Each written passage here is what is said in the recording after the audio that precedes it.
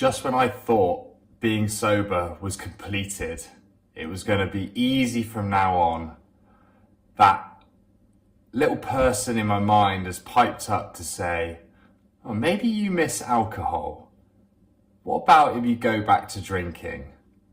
Today I'm going to be going through days 180 through to 210, so up to about the 7-month mark. And up until now I've been boasting about how all the cravings for alcohol have gone and I'm through the worst of it. But as I'm learning, it's very much a roller coaster. There's very much ups and downs. So why am I suddenly craving that drink again? I've called this phase the mindful phase, and you'll see why shortly. So one of the main reasons I wanted to quit alcohol for a sustained period of time is I've just always got this internal chatter in my head. I'm always thinking, I'm always analysing how I feel. It leads to anxiety, I guess you could say, where it's very much worrying about the future. And I've consumed lots of research that suggests cutting out alcohol or reducing your alcohol intake could help with those overactive thoughts. And obviously I have no other mind to compare it to. That's one of the challenges of mental health, is you only have your own mind. And so I'm basing this off just how I experience it, and I don't enjoy it. That's all I know, is I do want to change it. It more often leads to me feeling negative than it leads to me feeling positive. The chatterbox is usually worrying rather than thinking about positive things. So early on I did see some benefits and I saw some, reduction in the chatter, some more feeling present, and I sort of just gave alcohol all the credit. And that's a theme throughout this whole journey, is that alcohol gets too much credit. So whenever I saw improvements in my thinking and my mental clarity, I'd be like, oh, that's because I stopped drinking. Now, it turns out that that was not the case, because I've gone back to how I was before drinking, really. Now, first of all, that makes me doubt the quitting alcohol altogether. I think so. If that was one of the main things I was trying to achieve, what was the point in stopping drinking? Because I'm in exactly the same place I was. And that was my initial mindset. So there's no way of sugarcoating it. Alcohol does switch off your brain for a short period of time.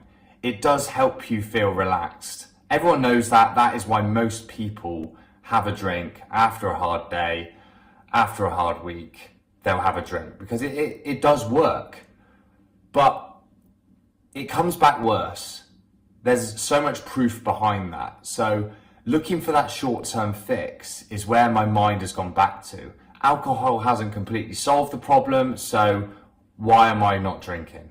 The other factor that I think has influenced my sudden onset of cravings for booze is that I've had less of a focus on these sober goals that I talked about a lot. So to get me through the initial stages, I've set ambitious goals in health and fitness, such as the marathon, where I put an ambitious time on it and an ambitious training plan. Now, if you saw my last video, you'll notice that really that led to me being a little bit too serious and not having enough fun, and even getting injured because I was overdoing it. I'd switched one obsession for another. So that goal has become less of a focus for me. So that sober purpose, which I spoke about, is not as strong as it was.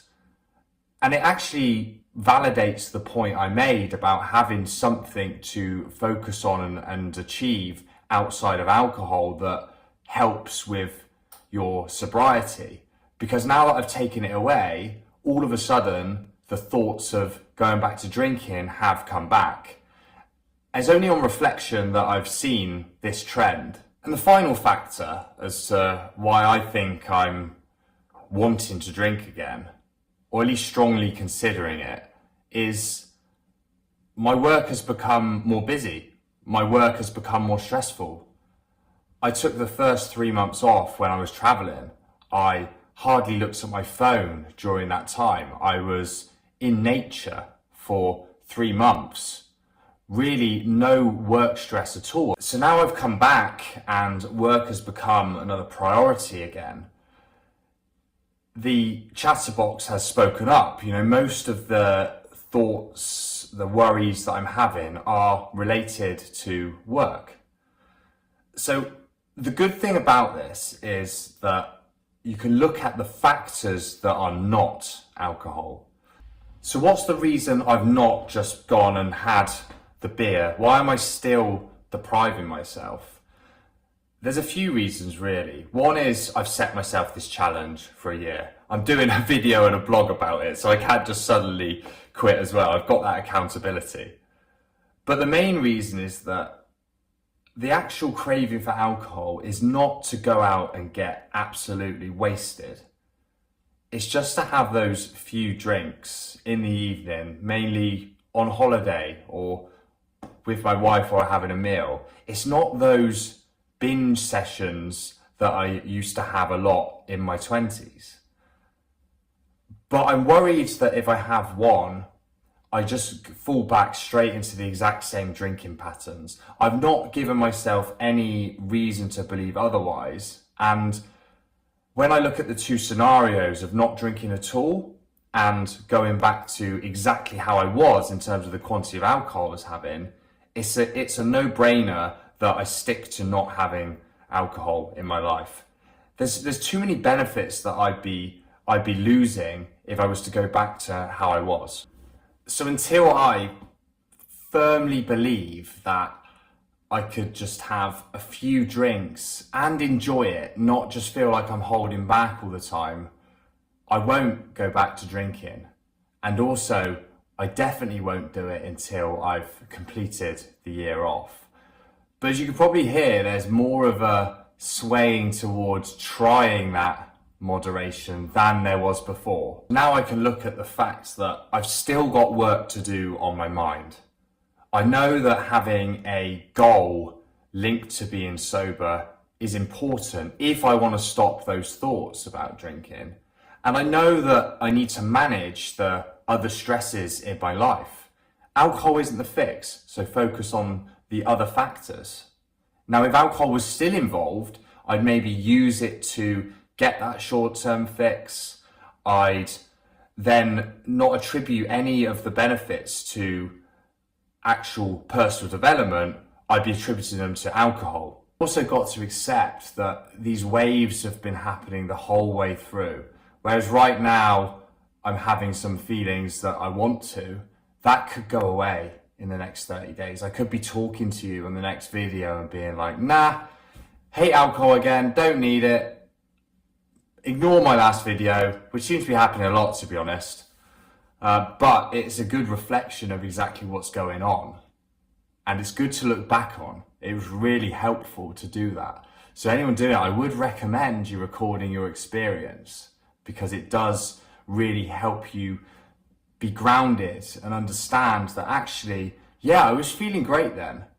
And what were the factors that were attributing to that?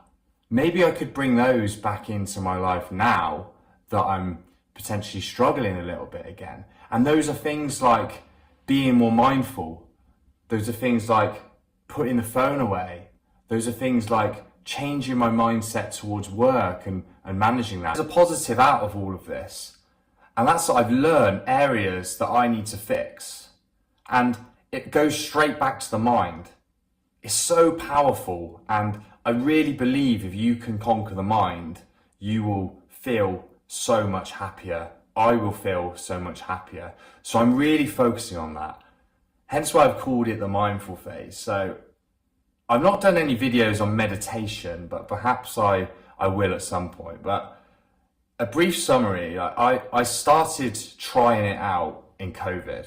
So 4 years ago, when we first went into lockdown, to really help with the boredom. And I've had a really on-off relationship with it. Sometimes I think I feel incredible off the back of it, but my impatience always wants to see those consistent benefits all the time. And when I'll go into try meditation, I suddenly feel like my mind is so active. I'm like, well, why am I doing this? It's not actually curing anything. But when I really reflect, like those 3 months when I was away traveling, the first 3 months of being sober, I did do it for 3 months straight. And it was probably the most persistent I've ever been with it. And on reflection, I did feel better. It wasn't as good as I was hoping for, but I did feel better. My mind felt clearer. And I know that those times when I do feel present and my mind feels clear, when I feel fully focused, that is when I feel best. So I'm trying it again. I've been doing it for a month and I need to be more persistent with it. I talk all the time about compounding, yet I'm not exercising it with meditation. I'd love to hear everyone's thoughts on how they've experienced meditation and if it's helped them, especially people who have done it for multiple years consistently. I'm always trying to finish on a positive note and reframe it positively. The really exciting thing is that I think there's some proper personal development just around the corner. Now that I have this awareness, now that I can't use alcohol to cure it and I can't give alcohol the credit for it not being there, I have to work on this hard shit. I actually have to go and do some proper personal development. So there could be good things ahead. Stay tuned for the next video where I'm sure I'll be a completely different person, completely different mindset, as you're seeing if you followed them all. See you soon. Thanks for watching.